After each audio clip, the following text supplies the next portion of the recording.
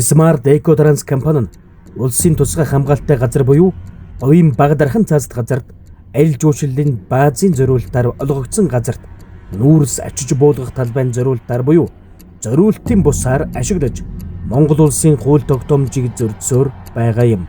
Гэтэл сүүлийн үед зам тээврийн яамнаас зам барих ашиглах зөвшөөрөл олгогдоогүй.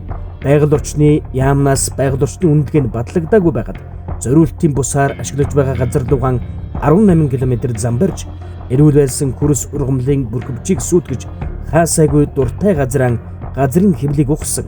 Бүр улсын тусгай хамгаалалттай газар дээр их хэмжээгээр ухсан химийн бодис зөвшөөрлгүй ашиглаж химийн хортой хаягдал шингэнийг байгальд шууд ухаад шууд хайсан зэрэгээс харахад Монгол улсын хууль тогтоомжийг хэрхэн зөрчилж байгааг үзэгч таавхан харж байна.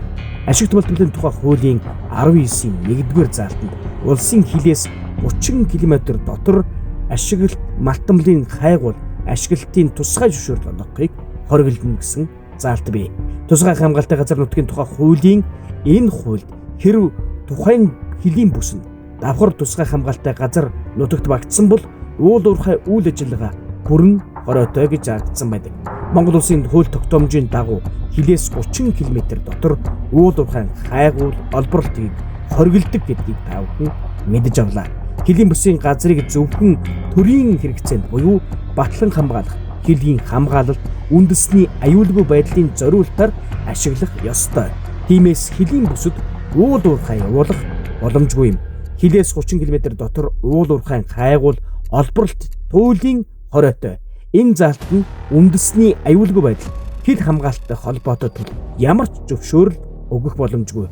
Хилийн тухай хуулийн 7-гийн 2 хилийн бүсийн газрыг ашиглах хамгаалалттай холбоотой асуудлыг улсын их хурл засгийн газар хил хамгаалах байгууллага эрх бүрэн эрхийнхээ хүрээнд шийдвэрлэх заасан байдаг. Монгол улсын хууль тогтоомж Eco Trans гэх компани үйлчилдэг бололтой. Smart Eco Trans компани нь говийн бага дархан цаазд газарт хэрхэн дурааран авирлаж байгааг үзэгч таавхан харж байна.